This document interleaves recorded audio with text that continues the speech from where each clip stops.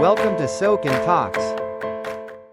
Minasan, jumpa kembali di Shodo Jalan Bisnis, sebuah ruang diskusi kita antara para praktisi, akademisi yang membicarakan tentang hal-hal seputar bisnis Indonesia dan Jepang. Hari ini kita bersama dengan Vira, rekan kita yang akan men-sharingkan pengalamannya yang ternyata sangat kaya. Dari Rusia, Jepang, sampai Indonesia begitu ya. Ya. Kita coba explore. Selamat datang, Vira. Ya, baik. Terima kasih Pak Ibra atas kesempatannya. Hai minasan, perkenalkan saya Safiera. Saya merupakan mahasiswa manajemen semester 7 di Universitas Gunadarma. Namun sekarang menjadi bisnis analis di PT Indonesia Research Institute Japan. Oke. Nah, selain sebagai mahasiswi, ternyata Vira itu punya banyak pengalaman-pengalaman ya Benar. dengan perusahaan yang multinegara begitu ya. Iya, benar. Mungkin kita bisa cerita pengalaman-pengalaman apa aja yang pernah dialami. Baik. Jadi sebelum saya bekerja di sini, saya sempat bekerja sebagai executive assistant untuk perusahaan Rusia. Ya. Rusia. Dan ya, itu dikerjakan secara remote working, dan itu kurang lebih selama 1 tahun kurang ya Pak. Nah, di sana saya mengerjakan berbagai hal kompleks seperti untuk pekerjaan legal, mungkin membuat hak kekayaan intelektual, itu meliputi ya pendaftaran merek, desain industri, kemudian juga mengurusi regulasi untuk impor barang dari luar negeri ke Indonesia seperti itu. Ya, itu Vira sendiri atau dengan tim? Kebetulan kita ada tim, tapi tidak terlalu banyak seperti di sini Pak. Karena sejujurnya dari budaya kerjanya pun berbeda. Kalau di sini kan budaya kaizen ya Pak. Jadi yang mana lebih terorganisir dan banyak timnya.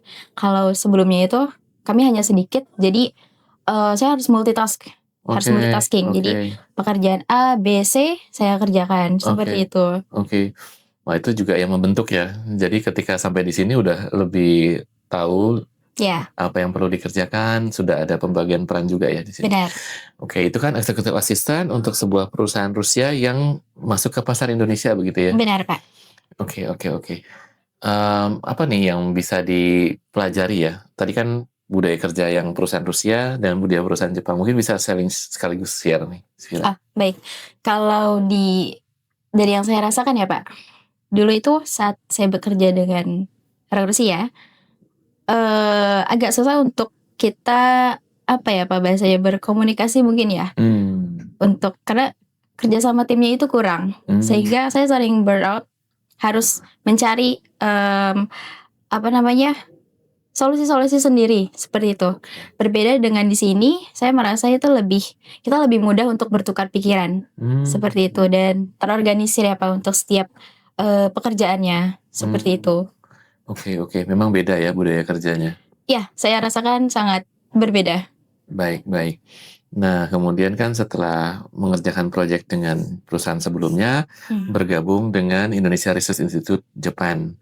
Ini kan budayanya juga asing juga ya, Indonesia dan Jepang begitu. Iya. Sempat ngerjain proyek apa aja? Mungkin di sini saya itu sebagai call center untuk Japan Associate Construction. Itu untuk menyediakan informasi pekerjaan seputar konstruksi di Jepang. Jadi untuk kita gitu WNI yang mau bekerja konstruksi ke Jepang itu bisa menghubungi call center JASE untuk mendapatkan informasinya seperti itu.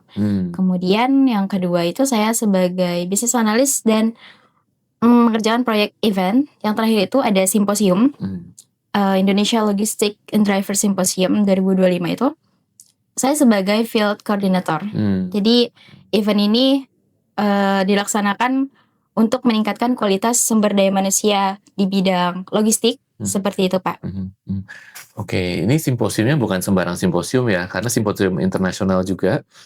Karena kalau nggak salah itu ada speaker dari Jepang juga ya waktu itu. Iya, benar. Lalu kebetulan saya ada di sana, ada juga pembicara dari Korlantas, ada dari Departemen Perhubungan, ada dari Departemen Tenaga Kerja ya? Iya, Tenaga Kerjaan ada, Kementerian Perhubungan juga ada. Bisa cerita nggak? Itu kan kayaknya seru banget gitu ya, ada begitu banyak stakeholders. Bagaimana Vira mengelola itu? Baik. Jadi memang ada sedikit tantangan saat kita menginvite speaker ya Pak, dikarenakan secara kasar bukan orang sembarangan. Jadi ada SOP-nya, ada runtutannya gitu lah Pak. Ya, jadi kebetulan juga saat itu untuk menghubungi masing-masing narasumber kami dibantu oleh Setiami yang untuk mengkoordinasikan dengan narasumber seperti itu. Dan juga saya dibantu Kanina, leader kita di bisnis analis, ya untuk menghubungi masing-masing narasumber. Seperti itu Pak. Oke. Ada behind the scene story-nya nggak nih? Waktu itu kompleksitasnya gimana gitu ya waktu mengerjakan proyek ini, simposium? Baik. Sebenarnya cukup banyak ya Pak. Dikarenakan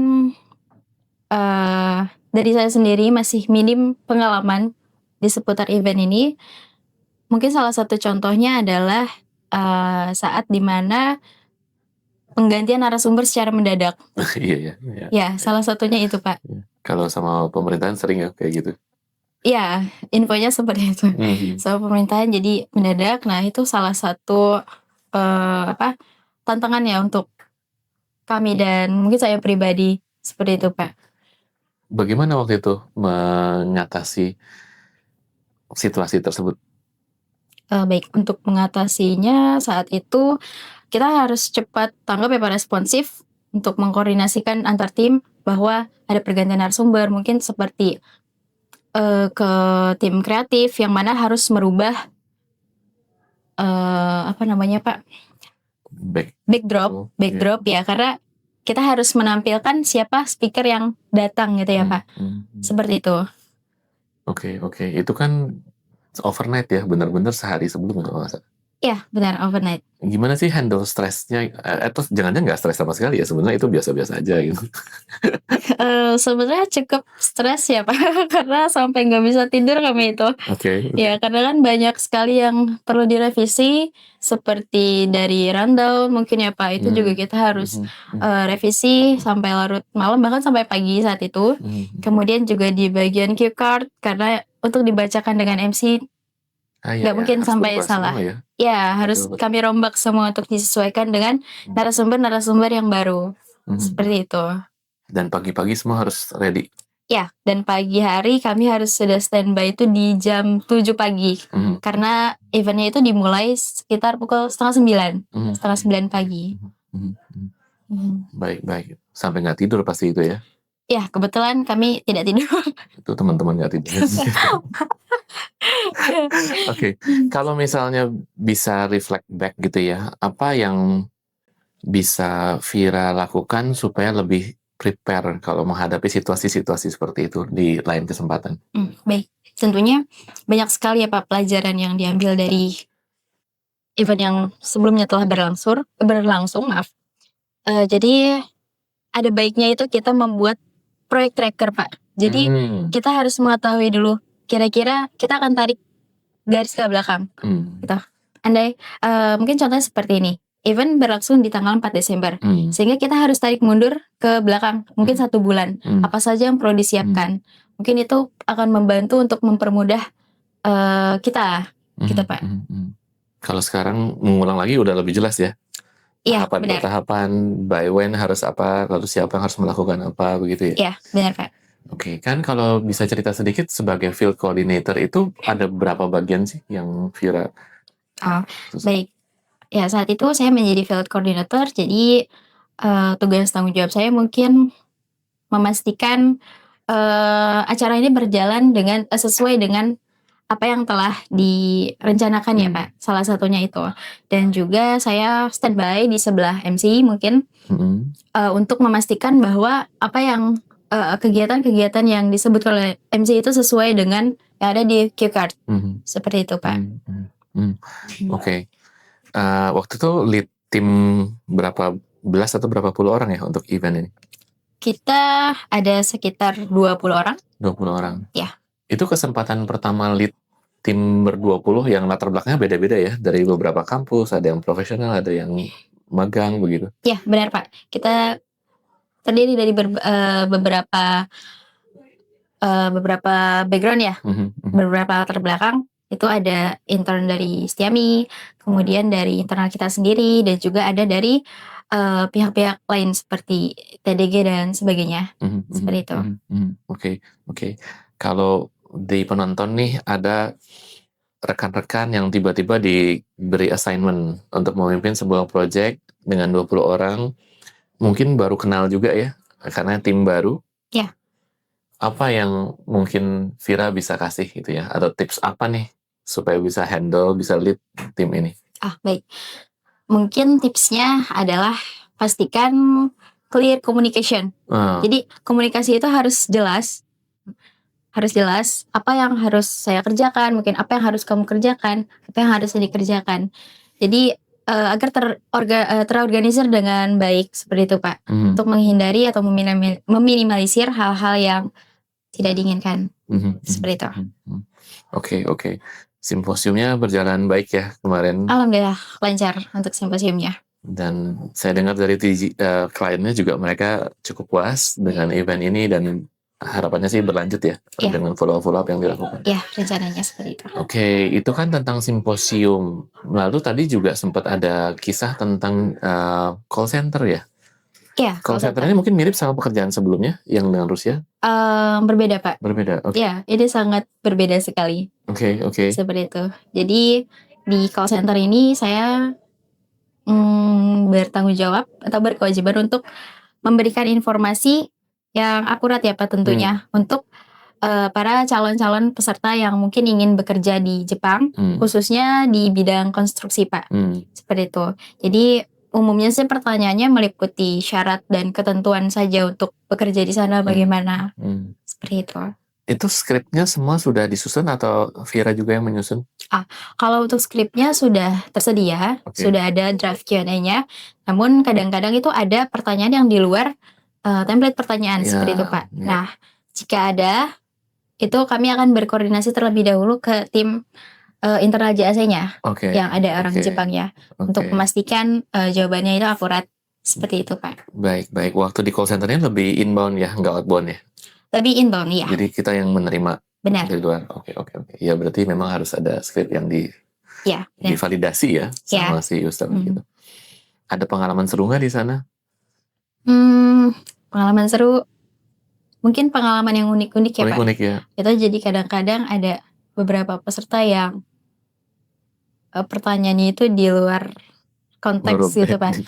Ya, dan bahkan saya pernah ada kayak sedikit. Jadi ada salah satu sekolah dari daerah itu menghubungi ke JAC Call Center terkait siswanya itu tidak berangkat katanya ke Jepang Pak.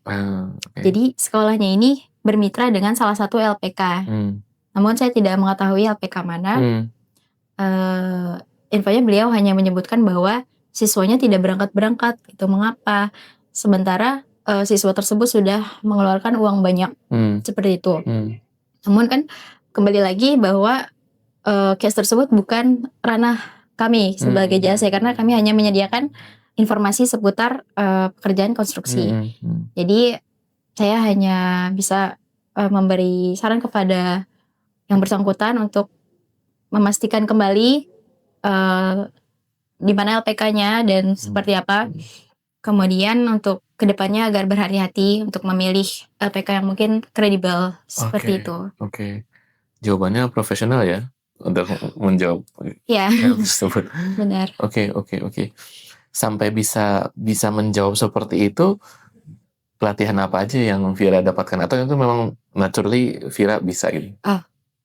Sebenarnya sejujurnya tidak ada pelatihan apa-apa sih Pak. Oh gitu. Ya, kayak naturally aja gitu dari mungkin yang selama ini hidup berjalan ya Pak. Oke. Ya, jadi tentunya karena saya memasuki dunia pekerjaan, jadi harus improve dalam berkomunikasi ya Pak, seperti itu.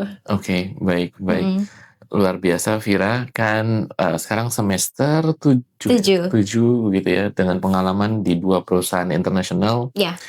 Dan kemudian juga sudah memiliki sikap profesional ya dalam hal berkomunikasi gitu.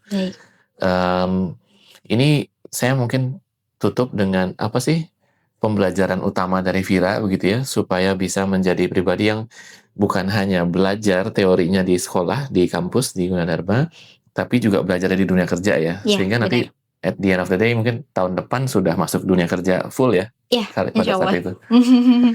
Apa yang Vira pelajari selama magang di sini? Baik, jadi mungkin pengalaman belajar saya itu tentunya kita tidak hanya berfokus pada tujuan saja, melainkan bagaimana konsistensi kita dalam prosesnya tersebut. Seperti itu, Pak. Konsisten ya? Ya, kuncinya adalah konsisten. Oke. Jadi perhatiin Gen Z ya, konsisten dan juga tangguh juga. Konsistensi is key. Konsistensi is key. Ya. Baik. Vira, terima kasih sudah sharing pengalaman-pengalamannya. Saya pikir banyak sekali pengalaman yang kaya yang membentuk Vira sampai jadi seperti sekarang ini. Benar. Good luck untuk proses-proses selanjutnya. Amin. Nanti juga tugas akhir sampai nanti masuk ke dunia kerja. Ya, amin. Kita sih welcome Ya. untuk Vira. Kebetulan alhamdulillah sekarang saya sudah tetap. Siap. Jadi kita bisa kerjasama lebih lanjut lagi di proyek-proyek seru lainnya ya. Ya. Terima kasih. Terima kasih banyak Pak Ibra atas kesempatannya. Selamat sore. Selamat sore, minasan. Sampai jumpa kembali di episode berikutnya.